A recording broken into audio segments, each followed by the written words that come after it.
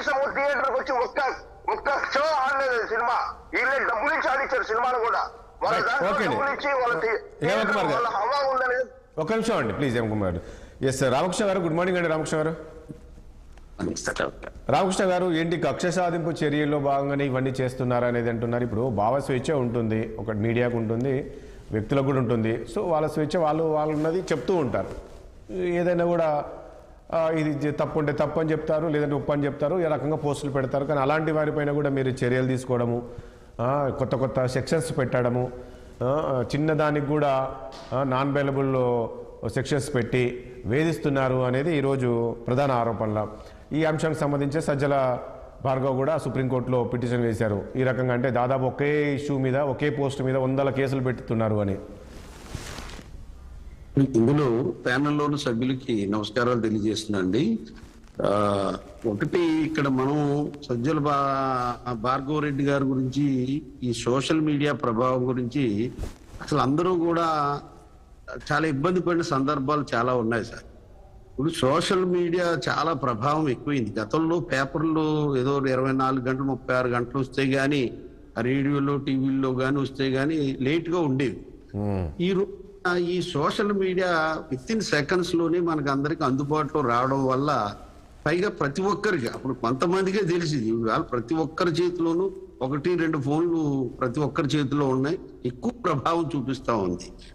దాన్ని సక్రమ మార్గంలో ఉపయోగించాలి తప్ప వక్ర మార్గంలో సోషల్ మీడియాని వాడుకోవడం అనేది చాలా బాధాకరం.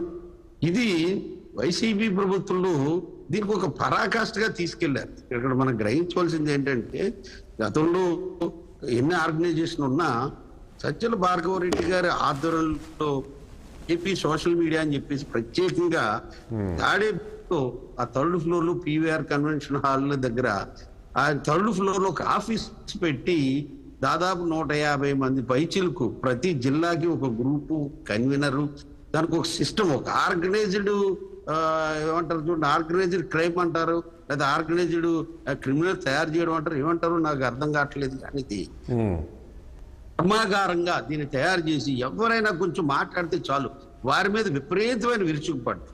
ఆ విరుచుకులో కూడా మామూలు విరుచుపడ్డు వాళ్ళ వ్యక్తిగత అంశాలు, రాజకీయాల్లో వ్యక్తిగత అంశాలు జోడించేసాడు, ఫోటోలు కూడా మార్పింగ్ చేసాడు, అసభ్య పదజాలం, బూతులు, అసలు అవి వినరాని మాటలు. మరి వాళ్ళ ఫ్యామిలీలు ఏ రకంగా ఇబ్బంది, మేము కూడా కొన్ని సందర్భాల్లో ఇబ్బంది పడ్డాం. ఆ రకంగా అసభ్య పదజాలాలు, ఇవన్నీ కూడా వేలాది మంది సందేశాలు పంపించేయడం, ఒక ఆర్గనైజ్డ్ సెక్టార్ గా దీన్ని తయారు చేసి. అంటే ఎట్లండి రామకృష్ణ గారు, ఇదన్నీ కూడా మీరు అన్నట్లు ఈ రకంగా మనం కనీసం చర్చించుకోలేని విధంగా పోస్టులు పెట్టారంటే అది కేవలం ఒక వైసీపీ సోషల్ మీడియానే అంటారా? ఇక ఎవరు ఆ సాహసం చేయలేదంటారు? మిగతా వాళ్ళు చేయలేదని నేను అన్నండి, మిగతా వాళ్ళు కూడా చేసి ఉండొచ్చు, దానికి నేను కాదంటలేదు.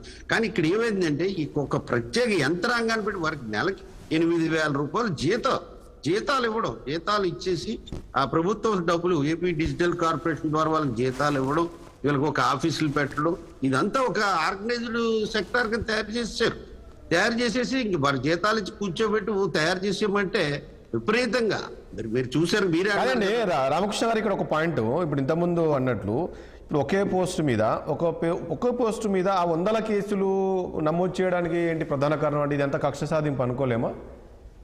ఇక్కడ ఒక పోస్ట్ మీద అనేక చోట్ల నా మనోభావం దెబ్బతింది, నేను ఇక్కడ ఏరియాలో నేను కేసు పెడుతున్నాను, అక్కడ వేరే కేసు, ఏదైనా ఒకటే కేసు వస్తుంది. ఫైనల్ గా దీని అంతటికి కోర్టు ఎప్పుడు కూడా ఇవన్నిటిని కూడా ఒక సెక్షన్ మీదే, అదే ఒకే బెంచ్ మీద తీసుకొస్తారు. అది మనం చూస్తున్న ప్రక్రియ. ఎంతమంది పెట్టినా ఒకటే కంటెంట్ ఒకటే కాబట్టి ఒక దానికే తీసుకొస్తారు. అది మన అందరూ లాస్ట్కి వచ్చేసరికి అక్కడక్కడే జరుగుతుంది. ఇప్పుడు మీకు సుప్రీంకోర్టు ఇందాక మాట్లాడినట్టుగా జడ్జీలు ఒక తీర్పిస్తే అసలు జడ్జీల మీద కూడా కామెంట్లు పెట్టేసి వీళ్ళందరినీ గదిలో పెట్టి కరోనా వైరస్ వీళ్ళకి పెట్టేస్తే బాగుంటదని చెప్పేసి కూడా కామెంట్లు చేసే సందర్భాలు సందర్భాలు చూసామంటే ఈ వ్యవస్థను ఏ రకంగా తీసుకెళ్తున్నారు, ఎంత దారుణం. ఇప్పుడు వారు ఉన్నారంటే కొంతమంది ఇందులో బాగా మనం చూద్దాం, అనిల్ కుమార్ గారు, బోర్లగడ్డ అనిల్ కుమార్ గారు, అసలు లాంగ్వేజ్ విమర్శించడంలో తప్పులేదు. మీరు విధాన పరంగా విమర్శించవచ్చు, సిద్ధాంతాల పరంగా విమర్శించవచ్చు, బూతులు మనం మేమైతే మాట్లాడలేదు. కానీ కరెక్టే రామకృష్ణ గారు, మీరు అన్నట్లు ఇలాంటి పోస్టులు మళ్ళీ పెట్టకుండా ఉండాలనేదే మొన్న ముఖ్యమంత్రి గారు అన్నారు. సోషల్ మీడియాను నేను 1 monthలో సెట్ చేస్తాను అని చెప్పారు. అంటే మళ్ళీ ఇలాంటి అసభ్యకరమైన పోస్టులు పెట్టాలంటే భయపడాలే పరిస్థితి రావాలన్నారు. కానీ ఇక్కడ మనం చూస్తున్నాము ఆర్జీవి లాంటి వాళ్ళు కాదు మరొకరు కావచ్చు ఎలాంటి పోస్టులు పెట్టారో మనం చూసాం. కానీ వాళ్ళని అరెస్ట్ చేయలేకపోతుంది పోలీసులు. ఇక కోర్టుకు వెళ్తున్నారు, కోర్టులో ఉంచి ముందస్తు బెయిల్ కావచ్చు లేకుంటే చర్యలు ఇలాంటివి వస్తున్నాయి కదా. వీళ్ళపైన చర్యలు తీసుకోలేని పరిస్థితి. అంటే నీకు నెక్స్ట్ మళ్ళీ కూడా ఇలాంటి పోస్టులు పెట్టారనే గ్యారంటీ ఏముంటుంది? దీనికి చంద్రబాబు నాయుడు గారికి జగన్కి వ్యత్యాసం ఉందండి. మేమందరూ కూడా ఈ అనేక సందర్భాలు పార్టీ మీటింగ్ లో కూడా ఉంది. చంద్రబాబు నాయుడు గారు కూటమి ప్రభుత్వం, పవన్ కళ్యాణ్ గారు కూటమి ప్రభుత్వం ఒక ఆలోచన, వారి ఆలోచన ఏంటంటే కక్ష సాధింపు చర్యగా మనం వెళ్ళకూడదు, ఎవిడెన్స్ క్లియర్ గా ఉండాలి, అంతేగాని చట్ట ప్రకారం శిక్షించాలి, భౌతిక దాడులు కానీ ఇలాంటివి మనం వెళ్ళొద్దు. ఇంకా వాళ్ళకి మనకి తేడా ఏంటి? మన పార్టీ ఆఫీస్కి దాడి చేశారని మనం వెళ్ళి వారి పార్టీకి వాళ్ళ అధికారం వచ్చిందని మనం వెళ్ళి పార్టీ ఆఫీస్కి దాడి చేయడమా? ఇవి కరెక్ట్. మీరు జగన్మోహన్ రెడ్డి లాగా కాదంటారు మీరు. ఓకే, చంద్రబాబు నాయుడు పవన్ కళ్యాణ్ గారు చెప్పింది ఏంటంటే ఒకటే